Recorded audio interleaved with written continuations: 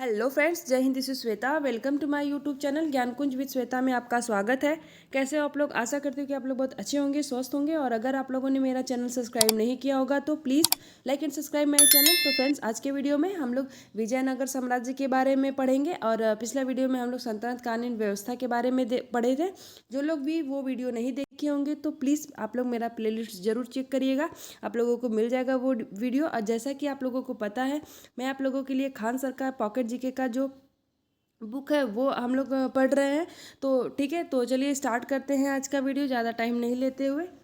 और जो लोग भी अगर एग्ज़ाम की तैयारी कर रहे हैं, गवर्नमेंट एग्ज़ाम्स की, उसके लिए ये मोस्ट इम्पॉर्टेंट टॉपिक है। और ये जो मैं बुक रीड करवा रही हूँ, तो ठीक है, तो आप लोग वीडियो के लास्ट तक बने रहिएगा। तो देखिए, विजयनगर साम्राज्य, ठीक है, विजयनगर साम्राज्य के बारे में हम लोग देखते हैं।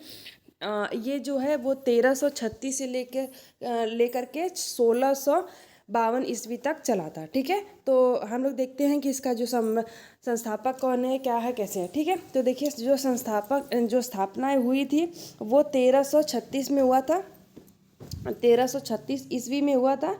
ठीक है, और देखिए संस्थापक इसके कौन है, तो हरिहर एवं बुक्का है। ये क्वेश्चन हमेशा पूछा जाता है फ्रेंड कि जो विजयनगर साम्राज्य के जो संस्थापक हैं वो कौन है, तो हरिहर एवं बुक्का। ये दोनों जो है वो सगे भाई थे। ठीक है, तो देखिए इनकी राजधानियाँ देखिए क्रमशः जो है अनेगोंडी से विजयनगर हुई, विजयनगर से पेनुकोंडा हुआ, फिर उसके बाद चंद्रगिरी हुआ। ठीक है, देखिए राष्ट्रीय सिक्का क्या था, वराह, जो स्वर्ण सिक्का, वराह, और उसी को क्या बोलते हैं, स्वर्ण सिक्का बोलते हैं। नेक्स्ट पॉइंट में है कि हरिहर एवं बुक्का को विजयनगर साम्राज्य की स्थापना का प्रेरणा माधव विद्यारण्य तथा सायण से मिली। हम्पी वर्तमान कर्नाटक में है। यह विजयनगर कला का अच्छा उदाहरण है। ठीक है, हम्पी क्या है, तो वो कर्नाटक में है।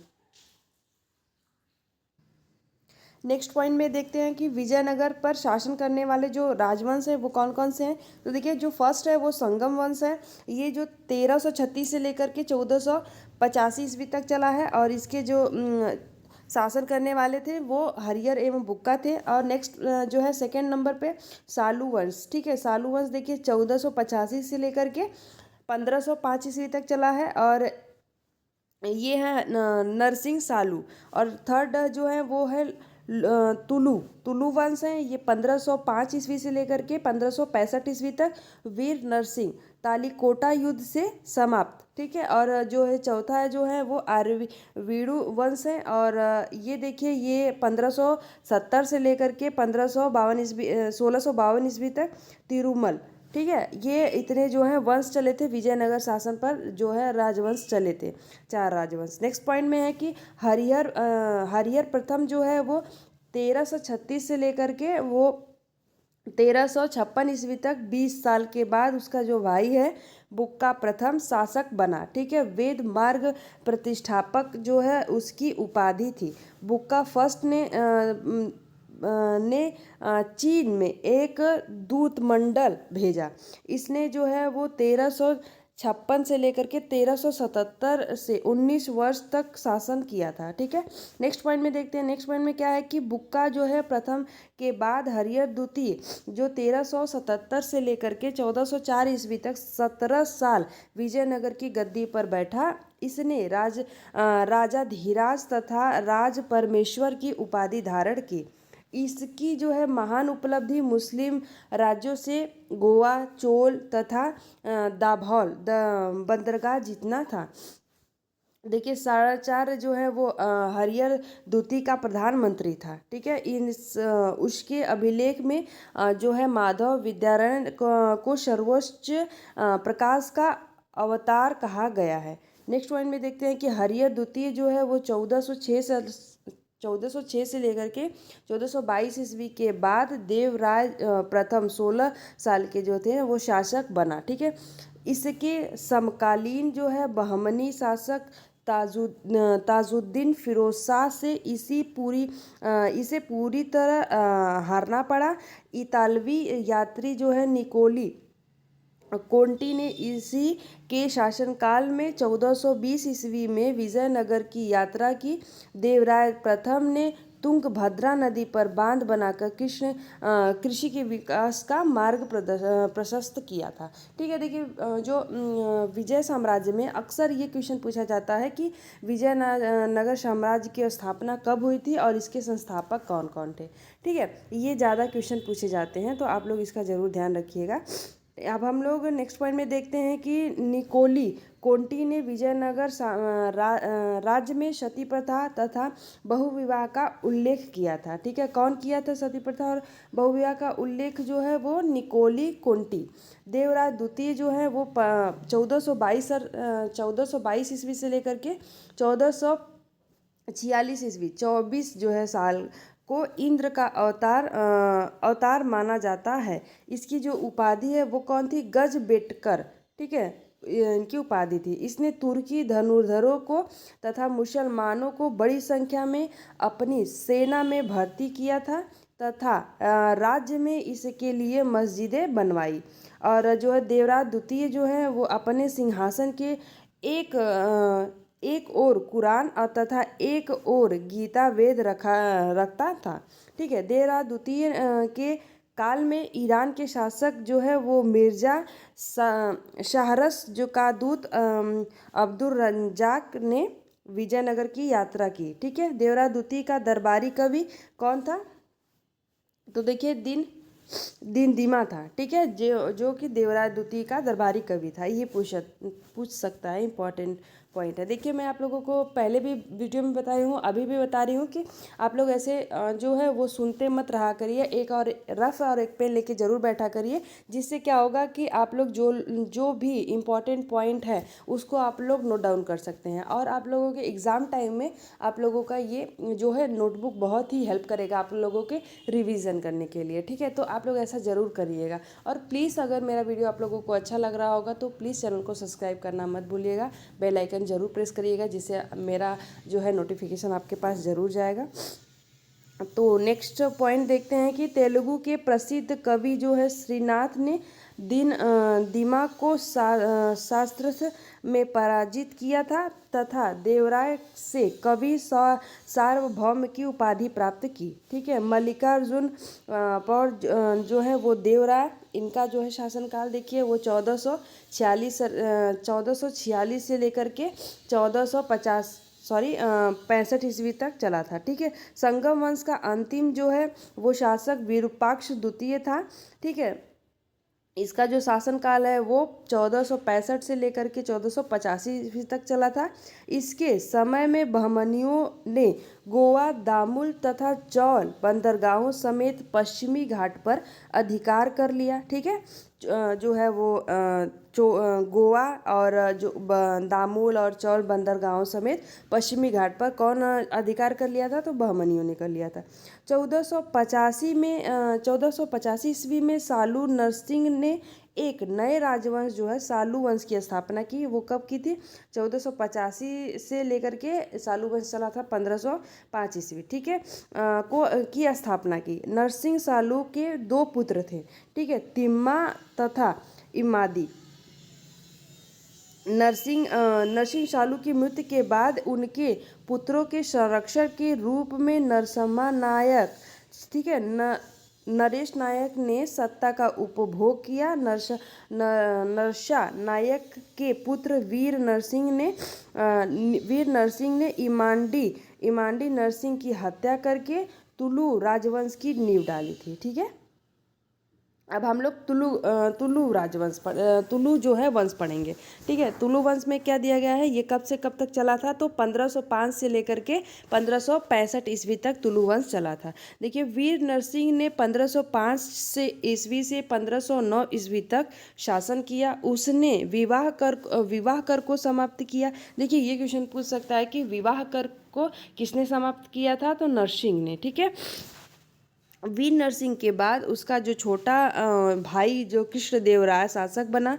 इसने आंध्र भोज यवन राज्य स्थापनाचार्य जैसे उपाधियां धारण की और यह तुलु वंश का महान शासक था। इसके बारे में हमेशा पूछा आता है। तुलु वंश में सबसे जो अच्छा शासक था तो कौन था? कृष्णदेव राय शासक था। ठीक है, जो है कृष्णदेवराय बाबर समकालीन था। ठीक है, इसके समय में एडवर्डी बारबोसा तथा डोमिंगो पायस ने विजयनगर की यात्रा की। दोनों पुर्तगाली थे।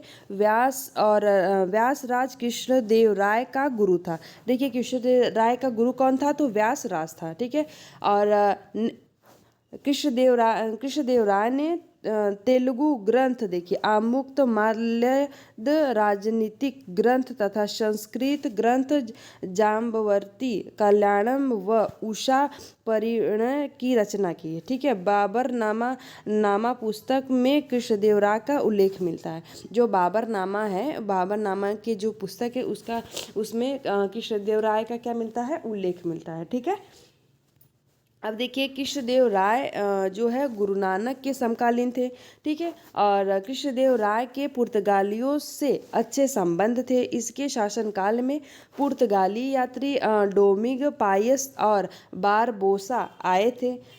तालिकोटा के युद्ध जो है वो 1526 ईस्वी के कारण विजयनगर साम्राज्य के वैभव का अंत हो गया। इस युद्ध में विजयनगर साम्राज्य की सेना का नेतृत्व जो है राम राय कर रहा था। ठीक है, कृष्णदेव राय के दरबार में रहने वाले 8 तेलुगु कवि को अष्ट दिग्गज कहा जाता था। इसमें पेद्दन का स्थान सर्व प्रमुख था। नेक्स्ट पॉइंट है कि कृष्णदेव राय ने जो है वो प्रथम राजा मंदिर और नागलपुर शहर बसाया, और दूसरा जो है विट्ठल स्वामी मंदिर, और तीसरा क्या है? चिदम्बरम मंदिर का निर्माण कराया। देखिए, कृष्णदेव राय ने क्या क्या चीज़ें की करवाई हैं वो यहाँ पे लिखा गया है, तो ये आप लोग जरूर मतलब इसको याद रखिएगा। ठीक है, देखिए,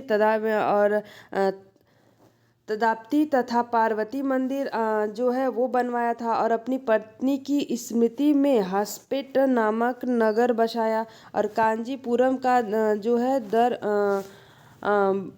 बरदराज जो है मंदिर, और एक मंदिर नाथ मंदिर का निर्माण भी इसी ने करवाया था। ठीक है, कृष्णदेव राय ने अपनी मृत्यु के पूर्व ही अपने चचेरे भाई अच्युत्य राय जो है वो 1529 से लेकर के 42 ईस्वी को अपना अधिकारी नियुक्त किया था। ठीक है, ये अब जब जिंदा थे, जब भी इनकी मृत्यु नहीं हुई थी, उसके पहले ही अपने चचेरे भाई जो है अच्युत राय को उत्तराधिकारी नियुक्त कर दिए थे। ठीक है, अच्युत राय के काल में पुर्तगाली जो है वो घोड़ा व्यापारी नूनीज ने विजयनगर की यात्रा की। अच्युत राय के बाद जो है अल्पायु पुत्र वेकट प्रथम के बाद उसका जो भतीजा है सदाशिव राय शासक बना। इसके समय में शासन की समस्त जो है शक्ति राम राय के हाथों में थी।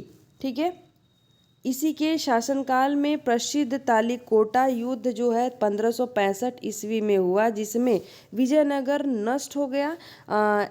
फारंगाइगाटन एम्पायर का लेखक सेवेल इस जो है तालिकोटा युद्ध का प्रत्यक्षदर्शी तथा तालिकोटा युद्ध के तत्काल बाद सीजर फ्रेडरिक ने विजयनगर की यात्रा की। ठीक है, सदाशिव राय के बाद तिरुमल जो है अच्युत देव राय का साला 1570 से लेकर 1572 ईस्वी में आरवीडू वंश की स्थापना की। ठीक है, उसे पतनशील कर्नाटक राज्य का उद्धारक कहा गया। ठीक है, उस टाइम में। अब हम लोग नेक्स्ट पॉइंट देखते हैं कि वेंकट जो है द्वितीय या फिर इनको रंगा द्वितीय भी कहते थे। ठीक है, 1586 से लेकर के 1514 ईस्वी तक आरवीडू वंश का महानतम शासक था। ठीक है, इसने चंद्रगिरी को अपनी राजधानी बनाया। चंद्रगिरी किला आंध्र प्रदेश में है। वेंकट द्वितीय का स्पेन के राजा फिलिप तृतीय से पत्र व्यवहार था। वेंकट द्वितीय ने डचों को पुलिकट में कारखाना खोलने तथा व्यापार करने की अनुमति प्रदान की। ठीक है, श्रीरंग तृतीय जो है वो 1642 से लेकर के 52 ईस्वी तक आरवीडू वंश व विजयनगर का अंतिम शासक था। ठीक है। ये देखिए, ये जो है विजयनगर साम्राज्य है वो यहाँ पे पूरा हुआ। आप देखिए यहाँ पे क्या है, प्रशासन एवं संस्कृति। देखिए जो विजयनगर की जो है प्रशासन और संस्कृति, इसके बारे में यहाँ पे देखिए दिया गया है, प्रशासन एवं संस्कृति। ठीक है, अब हम लोग इसको पढ़ते हैं, प्रशासन एवं संस्कृति के बारे में। देखिए युवराज का राज्याभिषेक जो है पट्टाभिषेकम कहलाता था और राजा का अभिषेक राज परिषद करती थी। विजयनगर कालीन जो है प्रधानी या फिर महाप्रधानी की तुलना मराठा कालीन पेशवा से की जा सकती है। ठीक है, माने प्रधान गृह मंत्री राय सम राजा के मौखिक आदेशों का लेखक कड़िकम जो है लेखाधिकारी नायक मुख्य सचिव। ठीक है, ये देखिए ये इम्पोर्टेंट है कि महानायकाचार्य जो है वो क्या ग्राम प्रशासन से संबंधित अधिकारी थे, ये इम्पोर्टेंट है। देखिए आप देखिए ये प्रांत दिया गया है, प्रांत मंडलम, फिर कोटम जिला या फिर ये सब चीज़ें दी गई हैं। और ये तहसील, फिर मेला ग्राम और फिर देखिए यहाँ पे दिया गया है कि ब्रह्मोदय ग्रामों की सभा जो है वो चतुर्वेदी मंगलम और सामान्य गैर ब्रह्मोदय की सभा जो है वो ऊर है। सभा को भूमि संबंधी अधिकार प्राप्त थे और छोटे स्तर के दीवानी एवं फौजदारी मुकदमे सुनती थी। विजयनगर साम्राज्य में तमिल प्रांतों की सबसे बड़ी प्रशासनिक इकाई जो है वो कोट्टम थी। ये क्वेश्चन इंपॉर्टेंट है। नायंकार प्रांतों की सर्वाधिक जो संख्या तमिलनाडु में थी। नायकार व्यवस्था के अंतर्गत नायकों का स्थानांतरण नहीं हो सकता था और कालांतर में यह पद आनुवंशिक हो गया था और नायकों पर नियंत्रण स्थापित करने के लिए महामंडलेश्वर कमिश्नर नामक अधिकारी की नियुक्ति अच्युत राय के समय में की गई थी। ठीक है, भूमिकर को शिष्ट कहा जाता था। लगान वसूली विभाग का नाम जो है वो क्या था, आठवन। ठीक है, आठवन था। सामान्य लगान की जो दर है वो क्या थी, 1/3 से लेकर के 1/6 तक थी। ठीक है, सिंचाई कर दाशावंदा और तमिल प्रदेश में कट्टू कोडेज और आंध्र और कर्नाटक में, और ब्राह्मणों को भूमि से उपज जो है वो 1/20 अंश तथा मंदिरों की भूमि से 1/20 अंश भू राजस्व वसूल किया जाता था। ठीक है, मंदिरों से, ब्राह्मणों से किया जाता था। विवाह पर कन्या तथा वर दोनों पक्षों से लिया जाता था। कृष्णदेव राय ने विवाह कर को हटा लिया था। वह विधवा विवाह कर मुफ्त में था, जो विधवा विवाह का होता था। देखिए उस टाइम में विवाह कर भी लगाए जाते थे। और देखिए विजयनगर साम्राज्य की प्रमुख जो फसल चावल थी और काली मिर्च व अदरक का निर्यात किया जाता था। विजयनगर साम्राज्य में जो काली मिर्च और अदरक जो है वो निर्यात किया जाता था उस टाइम में, और जो चावल है वो प्रमुख फसल थी। ये क्वेश्चन पूछ सकता है। इनाम वक्फ ये क्या होता है, भूमि के प्रकार कौन से थे, भंडारवाद, ग्राम और राजकीय भूमि। और द्वितीय क्या है कि ब्रह्मदेव देवदेव या फिर मठापुर कर मुक्त भूमि थे, मध्य मास। और थर्ड क्या है, कुठगी पट्टे पर दी गई भूमि। और चौथा क्या है, उबली, ये सेवाओं के बदले प्रदान की गई लगान मुक्त भूमि। और पांचवा देखिए रक्त कौंडगे, ये युद्ध में शौर्य प्रदर्शित करने मरने वाले जो है परिवार को दी जाने वाली भूमि है। ठीक है, ये उस टाइम में के इनाम थे और जो भी ऐसे हो जाते थे व्यवस्था में, तो ये सब चीज़ें किया जाता था उस टाइम में विजयनगर के साम्राज्य में। देखिए विजयनगर का सबसे महत्वपूर्ण जो बंदरगाह है वो कालीकट था। देखिए इसे हम क्या कहते हैं, वो कोझिकोड भी पश्चिमी तट पर स्थित था। विजयनगर से हीरो का निर्यात तथा मोतियों का आयात किया जाता था। देखिए ये क्वेश्चन भी इम्पोर्टेंट है, ये पूछ सकता है कि विजयनगर से आयात और निर्यात क्या किए जाते थे इम्पोर्टेंट में। तो हीरो का निर्यात किया जाता था और मोतियों का आयात किया जाता था। ठीक है, विजयनगर युग में मंदिरों को राजनीतिक जो है अधिकार प्राप्त थे। ये आर्थिक गतिविधियों के केंद्र थे। मंदिर बैंकों के रूप में कार्य करते थे। उन्हें भूमि के क्रय विक्रय का अधिकार था और ऋणदाता के रूप में कार्य करते थे। सिंचाई के लिए नहरों एवं कुओं का निर्माण तथा जंगलों को साफ करवाकर कृषि योग्य भूमि का निर्माण करते थे उस टाइम में। विजयनगर का जो सर्वाधिक प्रसिद्ध सिक्का था वो वाराह जो स्वर्ण था, ये अभी पीछे भी हम लोग पढ़े थे, और इसका जो वजन वो क्या था 52 ग्रेन था। ठीक है, इसे हुड परदौस या फिर का पगोड़ा के नामों से भी ये जाना जाता था। प्रताप जो है वो फडन और सोने के छोटे सिक्के थे, ये उस टाइम के छोटे सिक्के थे, उसका नाम है। चांदी का जो छोटा सिक्का है वो तार कहलाता था उस टाइम में। विजयनगर शासकों के सिक्कों पर मुद्रित जो है आकृतियाँ क्या थी, देखिए हरियर के जो सिक्के थे उसने जो चलाए थे, तो ये उसमें हनुमान और जो है एवं गरुड़ थे। देखिए तुलु वंश में जो सिक्के चले थे उसमें बैल, गरुड़, उमा महेश्वर और वेंकटेश तथा बालकृष्ण थे। और आरवीडु वंश में वेंकटेश और शंख तथा चक्र था। सदाशिव राय में लक्ष्मी नारायण और तिरुमल में वराह सुअर।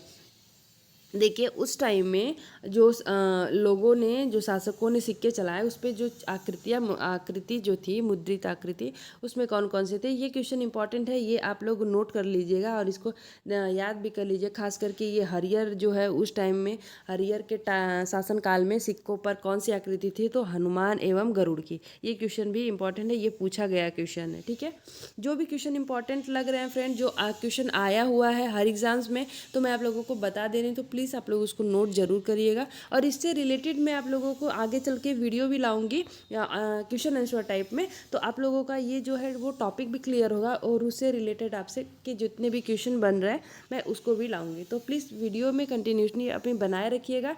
ठीक है, आप कंटिन्यू रहेंगे वीडियो में तो आप लोगों को काफ़ी अच्छा होगा।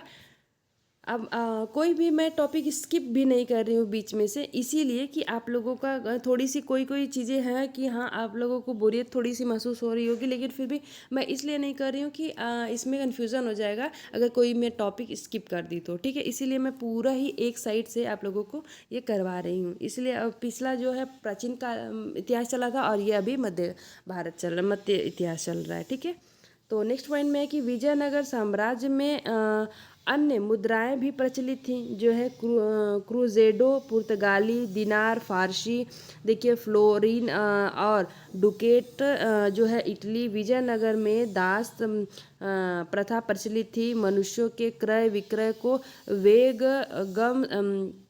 गज कहा जाता था। बाल विवाह, विधवा विवाह तथा सती प्रथा प्रचलित थी। पर्दा प्रथा का प्रचलन नहीं था। बारबोसा के अनुसार लिंगायतों, चेटियों तथा ब्राह्मणों में सती प्रथा का प्रचलन नहीं था। यक्ष ज्ञान नृत्य परंपरा का विकास विजयनगर में ही हुआ था और कृष्णदेव राय जो है शतरंज प्रेमी था। ठीक है, और देखिए महान वमी विजयनगर का जो है वो राज्योत्सव था। विजयनगर शासक मूलतः शैव थे, परंतु धीरे धीरे वे वैष्णव धर्मानुयायी हो गए और वे शिव के विरूपाक्ष स्वरूप के उपासक थे। विजयनगर साम्राज्य में नंदी नागरी लिपि का प्रयोग होता था और पेद्दन को तेलुगु व आंध्र कविता के पितामह की उपाधि प्राप्त थी।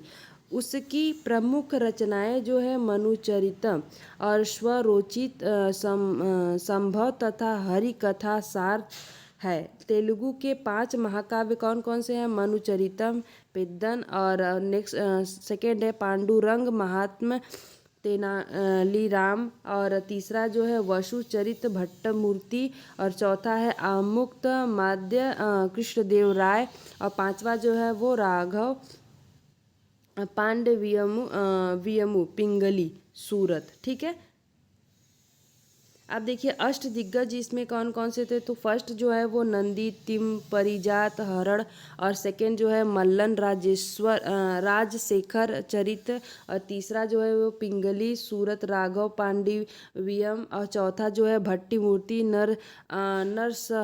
सबूपालियम, और हरिश्चंदन, और लोपाख्यानम, और पांचवा ऐसे करके आप लोगों का है। और देखिए ये मोस्ट इम्पॉर्टेंट है कि महाभारत का तेलुगु अनुवाद ये है नन्या जो है, उसके बाद तिक्कन्ना, और फिर उसके बाद भेर प्रज्ञादा ने किया था। ठीक है, वीरभद्र ने अभिज्ञान शाकुंतलम का तेलुगु अनुवाद किया। ये सब इम्पॉर्टेंट है। वीणा वीणा विजयनगर साम्राज्य का सर्वाधिक लोकप्रिय वाद्य यंत्र था। और कृष्णदेव राय का दरबारी जो है संगीतकार जो लक्ष्मी नारायण था। और तिरुपति मंदिर में कृष्णदेव राय व उसकी पत्नियों विरुमल व चिंता देवी तथा वेंकट प्रथम की मूर्तियां रखी हुई हैं। ठीक है, कनक कुत्रु महल जो है तिरुवनंतपुरम केरल, चोमहल्ला महल हैदराबाद तेलंगाना, उज्जैनता महल अगरतला त्रिपुरा में है। ये तब इतनी चीज़ें हैं। ठीक है, अब आप लोगों का जो है वो विजयनगर साम्राज्य पूरी तरीके से कंप्लीट हो गया। उसके कैसे कैसे शासक थे और क्या क्या चीज़ें प्रचलित थी वो सब मैं आप लोगों को इसमें कंप्लीट करवा दी हूँ। ठीक है, तो अब हम लोग नेक्स्ट वीडियो में देखेंगे बहमनी साम्राज्य। और प्लीज़ अगर आप लोगों को ये PDF चाहिए होगा तो मैं इस वीडियो के डिस्क्रिप्शन बॉक्स में टेलीग्राम चैनल का लिंक दे दूँगी। आप लोग वहाँ से जाके इस PDF को डाउनलोड भी कर सकते हैं। ठीक है, आप लोग PDF भी रीड कर सकते हैं।